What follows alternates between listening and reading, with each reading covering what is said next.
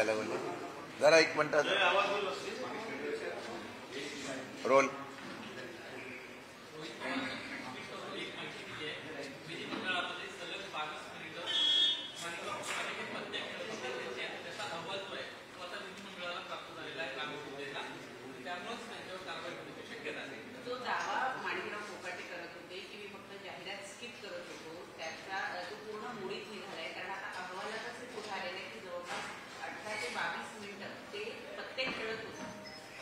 त्यांनी काल माफी मागितली ना, मग जाहिरात स्वीप करत असतील तर माफी का मागायची होती.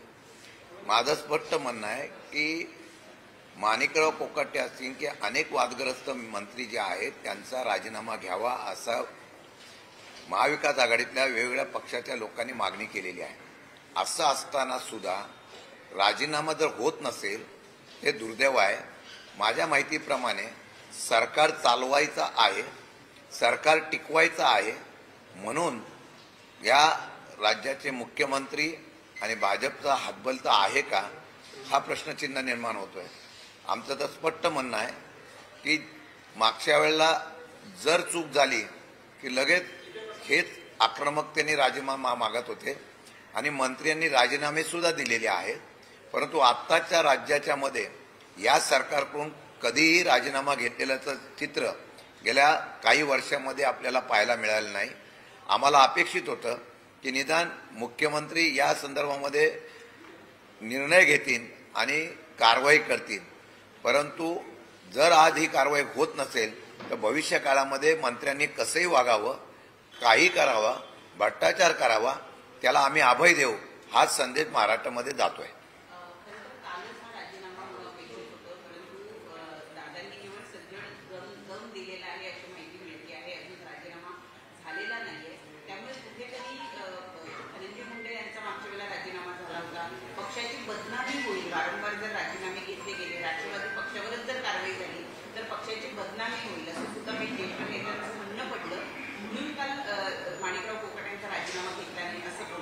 नाही, यात आपल्याला मी सांगू इच्छितो उपमुख्यमंत्री अजितदादांनी एकदा त्यांना दम दिलेला नाही आहे. मागच्या वेळेला वादग्रस्त त्यांनी निर्णय घेतले, स्टेटमेंट केल्याबद्दलचा सुद्धा शेतकऱ्यांचा वर जे काही वादग्रस्त स्टेटमेंट केलं त्याच्यावर सुद्धा त्यांना दम दिला होता. किती वेळा आता दादा दम देतील मला माहित नाही, परंतु दम देऊन मंत्री घाबरत नाही, आहे त्याच प्रकारे वागतायत. आणि मला वाटतं की यामध्ये पूर्णपणाने हा शेतकऱ्यांचा अपमान आहे, राज्याचा असलेला फेल्युअरपणा आहे. मंत्री जर अशा पद्धतीने वागत असतील, अनेक मंत्र्यांच्या बाबतीमध्ये शिवसेनेचे आहेत अनिलजी परब वगैरे त्यांनी काही आरोप केलेले आहेत मंत्र्यावर, त्यानंतर एकनाथ शिंदेच्या मंत्र्यावर आरोप झालेले आहेत, अजितदादांच्या असलेल्या राष्ट्रवादी काँग्रेस पक्षाच्या मंत्र्यावर आरोप झालेले आहेत. आता हे मंत्री जर आरोप होऊन सुद्धा काही निर्णय घेत नसतील तर मला वाटतं की यामुळे कोणालाही भीती राहणार नाही. सरकार हे अपयशी ठरतंय अशा प्रकारचं चित्र निर्माण होतंय. कदाचित आम्ही या बाबतीमध्ये महाविकास आघाडीचे प्रमुख लोक बसून आंदोलनाची भूमिका या सरकारच्या असलेल्या निष्क्रिय मंत्र्यांच्या बद्दल करायची काय ही भूमिका ठरवून आम्ही पुढचं पाऊल उचलणार आहोत.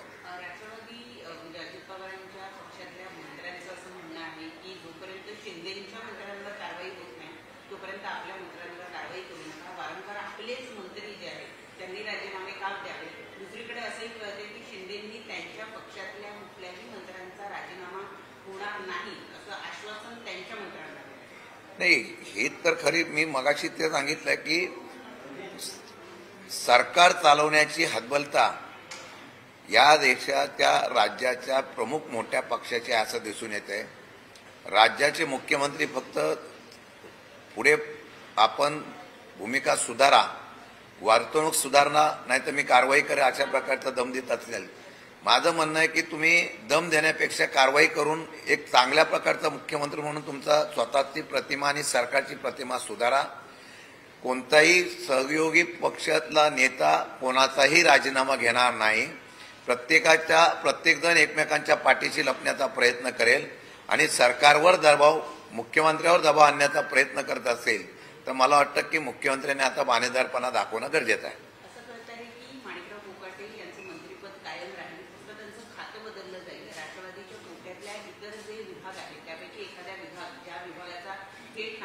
संपर्क येत नाही किंवा प्रसार माध्यमांशी जास्त संपर्क येत नाही असं एखादा विभाग माणिकराव कोकाटेंना दिलं जाईल आणि फक्त खाते बदल केला जाईल, मंत्रीपद त्यांचं घेतलं जाणार. हे तर मागच्या काही दिवसापूर्वीच ही बातमी आली होती.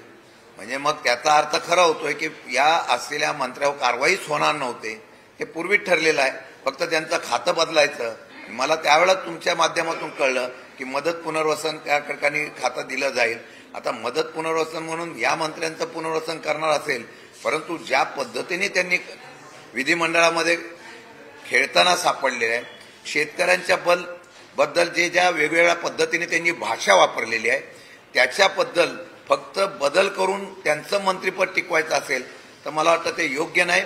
आणि या संदर्भामध्ये आम्ही सगळे एकत्र बसून काय निर्णय घ्यायचा हे काही तासामध्ये आम्ही ठरवू. वेळ पडली तर महाविकास आघाडी म्हणून त्या ठिकाणी आमची भूमिका आम्ही स्पष्ट करू.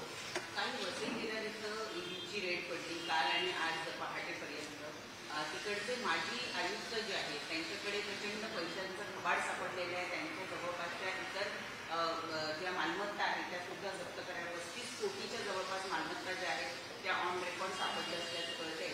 आणि सगळ्यात महत्वाचं म्हणजे ते मंत्री दादा भुसे यांचे जावई असल्याचं. एक आहे की अनेक वादग्रस्त अधिकाऱ्यांच्यावर निवृत्तीच्या अगोदर आणि निवृत्तीनंतर त्या ठिकाणी दाढी पडल्या, चौकशी झाली. सर्वात जास्त अशा काही वादग्रस्त अधिकाऱ्यांच्याकडं देशात आणि राज्यात पैसा आणि त्या ठिकाणी प्रॉपर्टी पाहायला मिळालेली आहे. आता त्याच्या शिफारशी कोण करतं, असे वादग्रस्त अधिकारी त्या प्रमुख पदावर कोण बसवतं, हा पण एक चर्चेचा विषय आहे. म्हणजे सरकारच्या असलेल्या काही नेत्यांनी, पदाधिकाऱ्यांनी किंवा मंत्र्यांनी शिफारस केल्यानंतर असे वादग्रस्त अधिकारी प्राईम अशा प्रकारच्या पोस्टवर बसवणं म्हणजे भ्रष्टाचाराला मोकळपणाने मुभा देणं, अशा प्रकारचा प्रकार आहे. या बाबतीमध्ये ज्या लोकांनी या असल्या अधिकाऱ्यांच्या बाबतीमध्ये शिफारशी केल्या असेल त्याची पण चौकशी करावी आणि त्यांना पाठीशी का घातलं गेलं त्याची पण चौकशी करून कारवाई करावी अशी आमची मागणी आहे. असं कळतं की त्यांना अयोग्य पद्धतीने बढती देण्यात आलेली होती आणि ती बढती जी आहे ते महाविकास आघाडीचं ज्यावेळेला सरकार होतं त्या काळामध्ये आणि त्यानंतरच्या काळामध्ये अशा दोन्ही वेळेला, कारण ते दादा भुसे यांचे निकटवर्तीय असल्यामुळे महाविकास आघाडीच्या कारकिर्दीमध्ये आणि त्यानंतर आलेल्या तुम्हाला कोणी शिफारस केली, कोणी बदली केली आहे तुम्हाला पण माहिती आहे. तुम्ही नाव घ्यायला पाहिजे. कोणाच्या शिफारसीमध्ये महाविकास आघाडी आणि महायुतीमध्ये त्या असलेल्या अधिकाऱ्याची बदली आणि पदोन्नती झाली, त्यांचं नाव समोर तुम्ही सांगायला पाहिजे. ते नाव आम्हाला कळल्यानंतर मग जनतेला सुद्धा कळेल की ह्याच्या पाठीमागं कोण त्यांना पाठीशी घालत होतं म्हणून.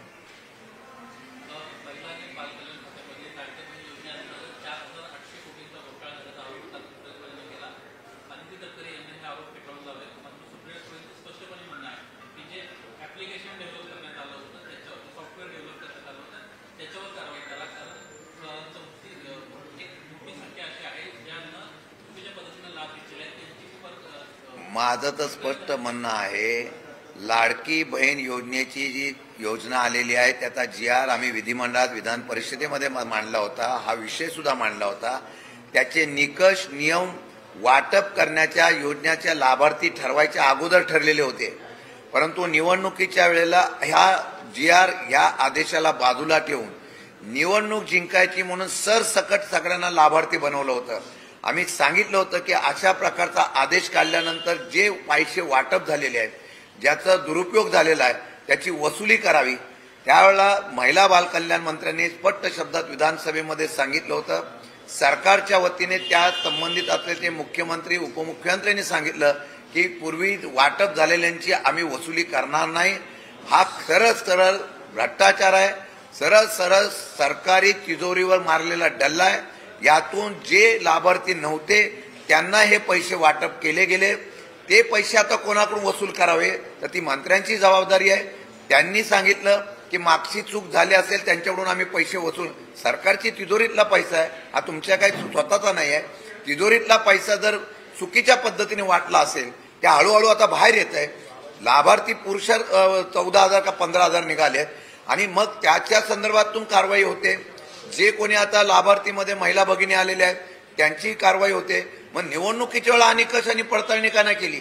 निवडणुकीच्या वेळा तुम्हाला मतं पाहिजे नव्हती, त्यावेळेला सरकारी पैशातून तुम्ही सरळ सरळ या असलेल्या लोकांना लाभार्थी बनवून मतदानासाठी आकर्षित केलं असं आमचं म्हणणं आहे. परंतु आता असं सुद्धा म्हटलं जात आहे, कारण कुठल्याही सभागृहातच त्यांनी असं म्हटलेलं होतं की पैसे मागणी घेतले जाणार नाही किंवा कोणावर कारवाई केली जाणार नाही.